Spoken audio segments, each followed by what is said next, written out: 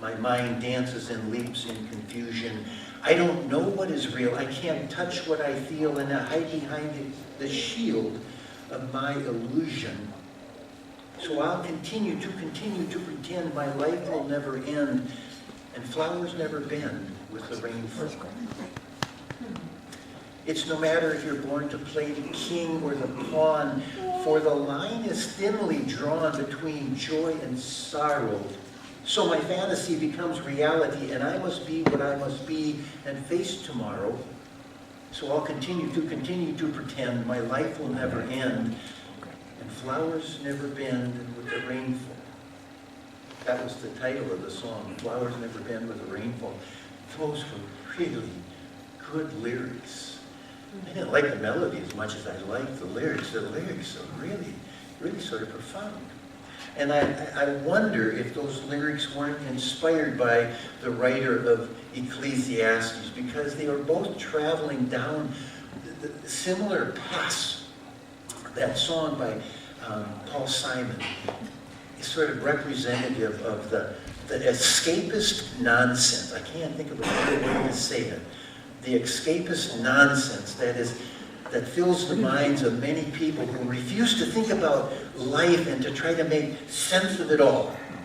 Well, we come to chapter 3, and Solomon is trying to make sense of it all. Let's pray together, and we'll jump into the text. And gracious Father, we understand we need your Spirit actually to make sense of it all.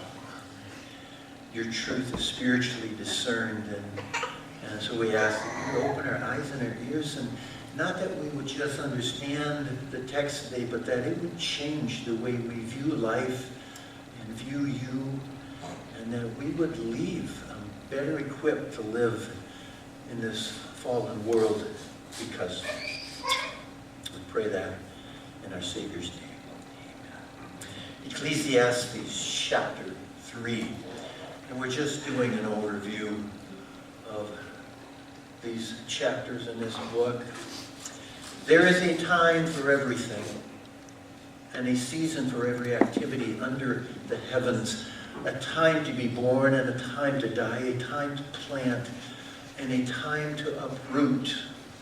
And then verses 2 through 8 continue. Solomon continues to make observations about the predictable pattern of life. We could refer to this as the same old routine. There are 14 contrasts in life listed in verses 2 to 8. 14 positive activities juxtaposed next to 14 negative activities, seeming to sort of cancel each other out. It becomes simple math. 14 minus 14 equals 0. And for the sake of time, I'm not going to read those verses 2 through 8. I think you're familiar with them. But the conclusion for the secular skeptic has to be this. If there's a time to be born, and then there's a time to die, wouldn't it make just as much sense if I hadn't been born? If there's a time to mend, and then a time to tear, well, why bother sowing? What point is there in doing anything? Nothing has permanence, or in Solomon's assessment, it equates to the repeated word in Ecclesiastes, meaningless. 14 minus 14 is nothing. It's pointless. A little bit of a sort of a tangent, but it does relate. Just a little personal story. I remember it was very vividly, very vividly, the moment I was 13, 7th grade, okay, and I was attending a musical performance in the school auditorium. Back then they called them lyceums. I'd never heard that term ever before in life, except back in junior high. Go to a lyceum, and the whole school would go down to the auditorium, and there was a program.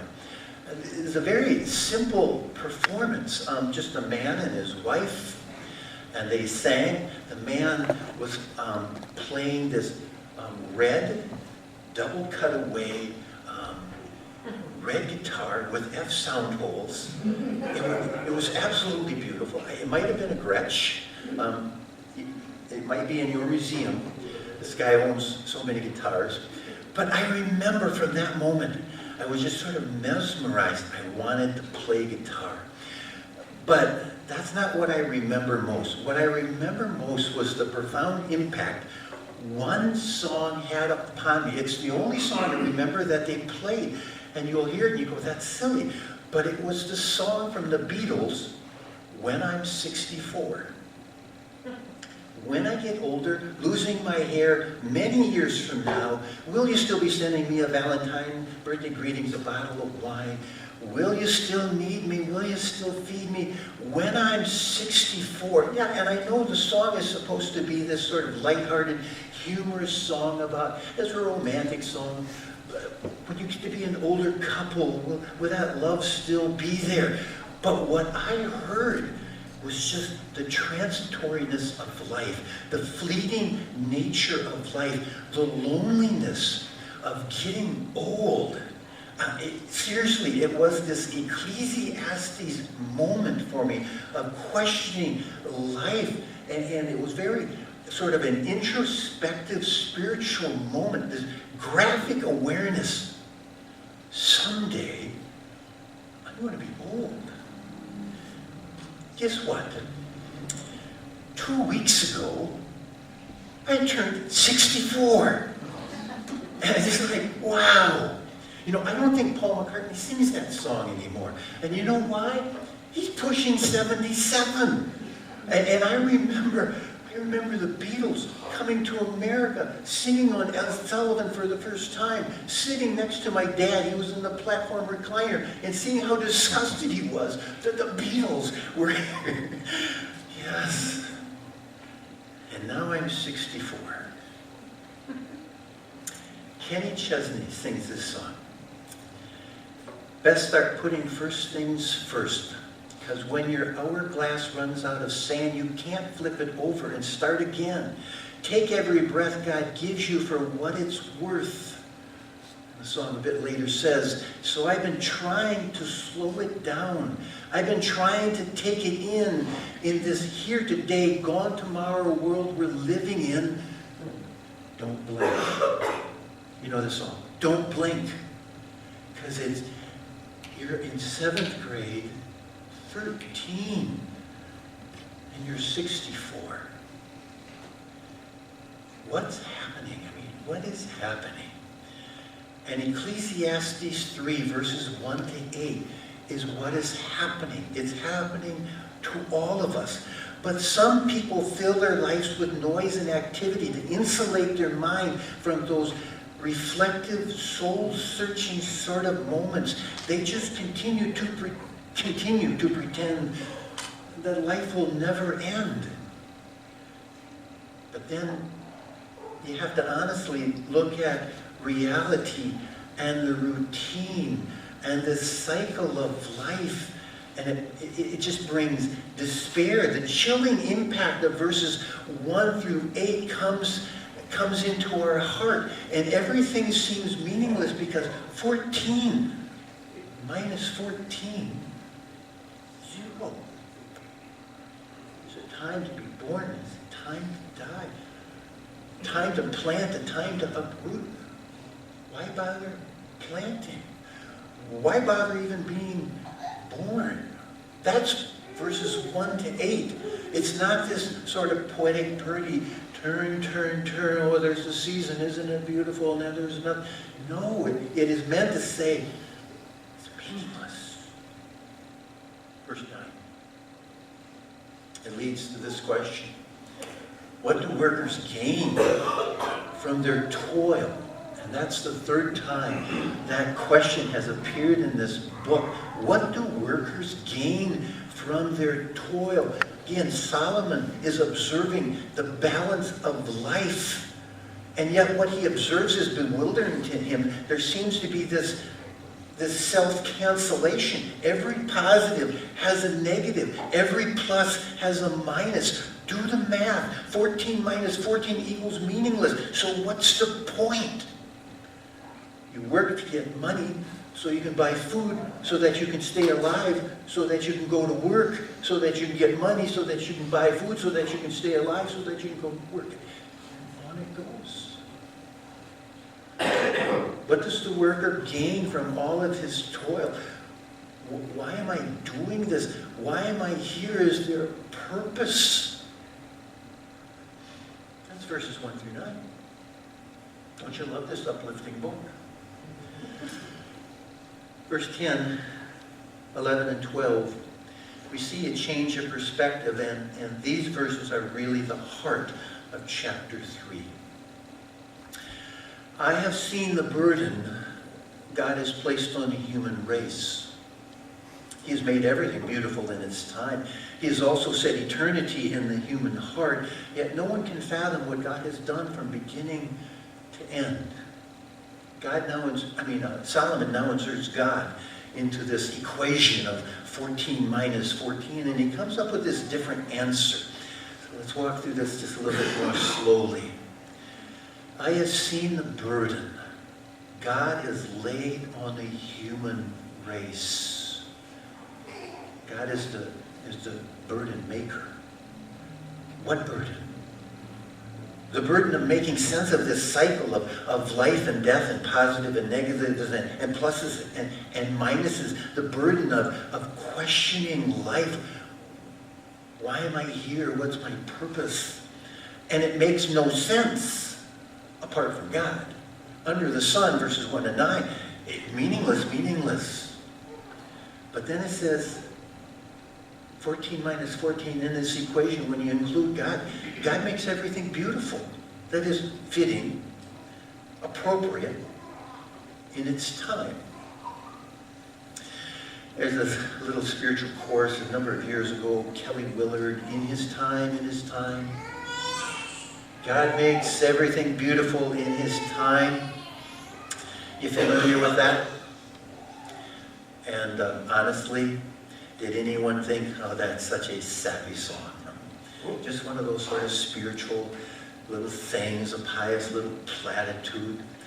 The problem is, I can't reconcile it with life. I look in the newspapers, I watch TV, and it's filled with the injustices of life and the senseless tragedies of life. God has a purpose. He's making everything beautiful in his time. Really? Really? And some of you look in the mirror and you would question, what is God's purpose? And where is the beauty in the pain that I'm enduring right now? It all seems so meaningless. And I would say to you, love the honesty. Been there, done that. I'm not going to suggest any simplistic answers, but what I typically do say is something to the effect that, you know, we are all like Mr. Magoo, aren't we? Everybody remembers Mr. Magoo. Just desperately nearsighted Mr. Magoo. We just don't see everything. Life is so much like a puzzle. This looks like my life right about here, you know? How does it all fit together? And you might be holding a single piece and trying to figure out exactly where it might fit, and that piece might even be sort of ugly. It's only when it fits into the whole picture that we can go, oh, I see. And there's not a lot of those sort of rear view moments in life. Like we're looking forward and it just doesn't make sense. Or sometimes it's illustrated this way. It's like we're on the wrong side of the loom, right? And we just don't see how it all fits together, that beautiful tapestry. No one can fathom what God has done, verse 11 says, and we can't from our finite minds. That's what life looks like. We are like Mr. Magoo. And then that verse out of 2 Corinthians is so important to understand. Chapter 5, verse 7, we live by faith, not by sight. We live by faith. Faith in what? Faith in God's goodness, God's person, God's wisdom, God's desire for what is ultimately good for his children. Faith doesn't mean we're not going to wrestle with doubt, that we're going to have all those why questions answered. Not at all. But we live by faith in the character of God, not by sight, because when we look out there, yes, I see the injustices and the wickedness. It does not, it's meaningless. God makes everything beautiful in his time. I could debate that, but I'm going to accept that by faith too. Romans 8:28, sort of a favorite, everyone, even though it's misused so much. We know that in all things God works together for the good of those who love God and are called according to his purpose. In that sanctification process, and that's what that verse is talking about, yes, ultimately God will take everything and somehow fashion that into his children's life when they are dependent and are trying to learn from him. And he will make it into good, meaning we are conformed into a greater degree into the likeness of Christ. That's what that verse is talking about. Not that life gets good or easy, but God works it for the good. We are God's workmanship, and by faith we acknowledge that we are this, in God's eyes, this great work of art, and that he who began a good work in us will bring it to completion. And yet along the way, there are dark and ominous colors in it. Oh, how does that fit into a beautiful work of art? I don't know. God makes everything beautiful in his time. In verse 11, he has also set eternity into the human heart. The burden maker, the burden lifter, has set eternity in the human heart. God made you and I as eternal creatures, which means that nothing temporal will have any sort of lasting satisfaction. God has put eternity in our hearts. I like to use the word homesickness. We're not created for here. We're created for an eternity with God. There is this homesickness inside the heart. And it means that he fashioned us not just for here and now, which means that if we try to stuff in our lives with temporal things, temporal significance, the dissatisfaction actually sort of grows worse. There's this homesickness, this longing, this innate knowledge that we were meant for something more than 14 minus 14 equals 0. Augustine called it restlessness. Pascal referred to that God-shaped void in the human heart. That's what verse 11 is saying. He set eternity in our hearts. So how do we live in light of that? The text goes on to tell us that. Verse 12. I know that there is nothing better for people than to be happy and to do good while they live. Notice the word know. I know. We're going to see the contrast of that in just a moment. I know there is this sort of sealed conviction, this settled conviction, this word of confidence. I know there's nothing better for people than to be happy and to do good work while they live, that each of them may eat and drink and find satisfaction in their toil. This is the gift of God. I know that everything God does will endure forever. Nothing can be added to it. Nothing can be taken away from it. God does it so that people will fear him. Not a bad fear. This is a good fear. This is the kind of fear that produces wisdom and knowledge, and it leads to life. So what do we do in this 14 minus 14 world? We enjoy life. We rest in the goodness of God. We live in light of eternity. We live by faith through the positives and through the negatives of life, knowing that God makes everything beautiful in its time, that he who began a good work in us is going to bring it to completion in that day of Christ Jesus. Verse 15, whatever is has already been, and what will be has been before, and God will call the past to account. It's very significant. This recognition, God's the judge. He's got an appointed time. I'm not the judge. One day in history, he's going to finally set that which is wrong and unjust. He's going to set it right. That's what we do. And we just rest in that and we put it in God's hands. Verse 16. And I saw something else under the sun, and I underlined 2 words just to highlight the dramatic shift here. It gets confusing if we don't see this. And I saw, and that's contrasted to verse 12 where he said, and I know. Okay?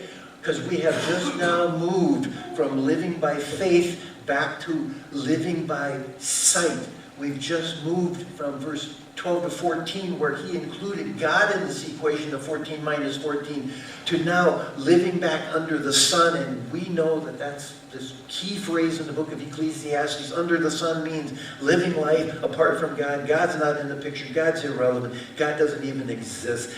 I saw something else under the sun in the place of judgment.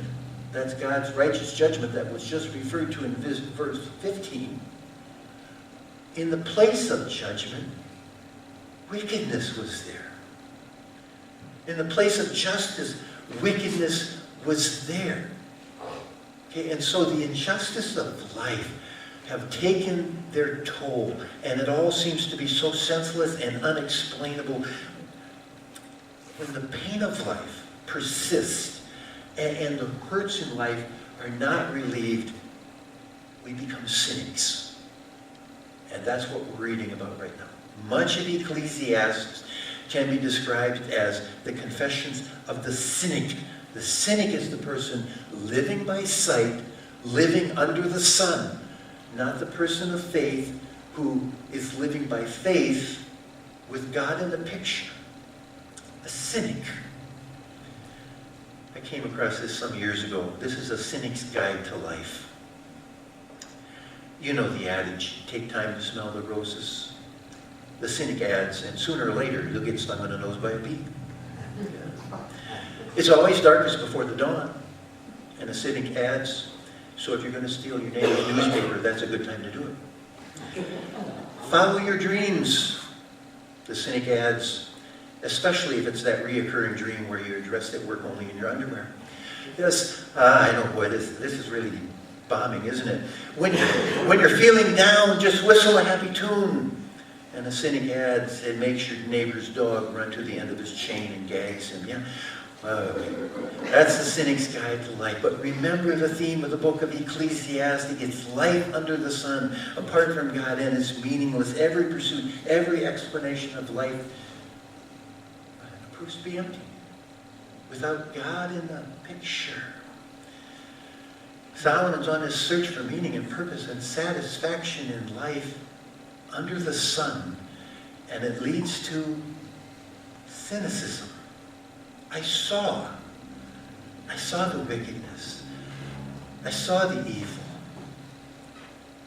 Something painfully relevant about the problem of wickedness and evil, winning over justice. No comments about the political environment right now. Every generation repeats that same corrupt story. James Russell Lowell put it this way: truth is forever on the scaffold, wrong forever on the throne. And it's not supposed to be that way. It doesn't make sense. If God has a purpose and a plan, then why is there such injustice and suffering? Why doesn't right triumph over wrong? Chapter 3. These are the confessions of the cynic. The injustices of life have really taken their toll. It seems so senseless and unexplainable.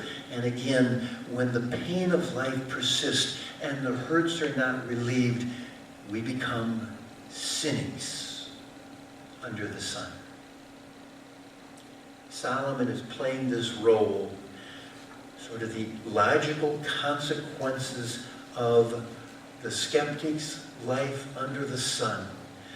when they are not just continuing to pretend that life will never end, but when they really wrestle with the meaning of life under the sun.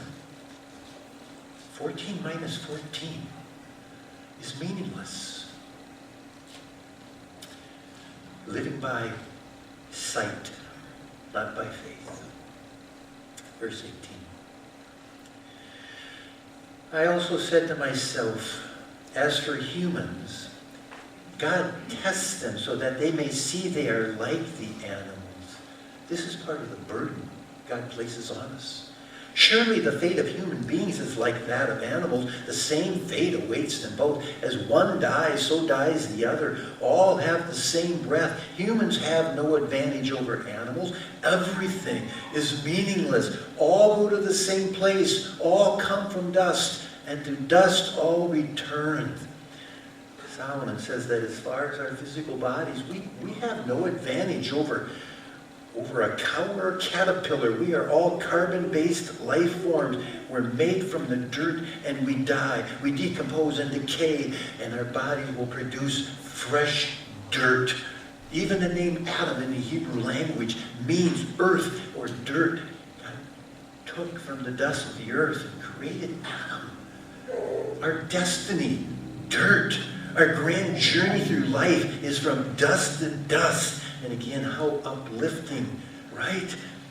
But Solomon is driving the unbelieving skeptic to that conclusion. If you're really going to live out your worldview of life under the sun, then 14 minus 14, it's nothing. It's meaningless. Verse 21, who knows if the human spirit rises upward and if the spirit of animal goes down into the earth? Again, these are the confessions of the cynic, the musings of a miserable, miserable man. But I love the honesty. I just love the honesty. This book is willing to struggle with the hard and hurtful questions of life. And Solomon is just showing us the logical conclusion, the outcome, if you're going to look for answers in the wrong place. If you're looking under the sun, with God out of the picture, he arrives at this logical conclusion of life. Cynicism. Ultimately, it will confuse us mentally, it will anger us emotionally, it will numb us spiritually, it will leave us scarred and bitter and disillusioned and just feeling so distant. The injustices and hurts of life take their toll. Anybody know a cynic? How many cynics does it take to change a light bulb? Who cares? It's going to burn out again anyway. Is there any hope beyond or out of cynicism? Verse 22. Final verse, and it's the conclusion, but actually it wraps us back to verses 12 and 14. Back to living by faith, not by sight. Back to factoring God into this equation of positives and negatives and that counterbalance in life, but you include God. Verse 22, and so I saw that there is nothing better for a person to do than to enjoy their work. Because this is their lot. Who can bring them to see what will happen after them?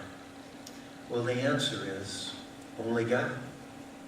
The answer is only by living in faith in a God, a good God, the burden maker, the burden layer, but the one who then takes that burden away when we come to this point of dependence upon him. When we understand that we are not the master of our own fate, but we are temporary beings here, made for eternity with God. And Solomon keeps just walking us around that hole, or walking the skeptic around that hole, until they finally fall in and go, I've been living life under the sun and not with God. Let's pray. That's chapter 3. Invite you here Wednesday evening and we try to just wrestle with the text a bit together.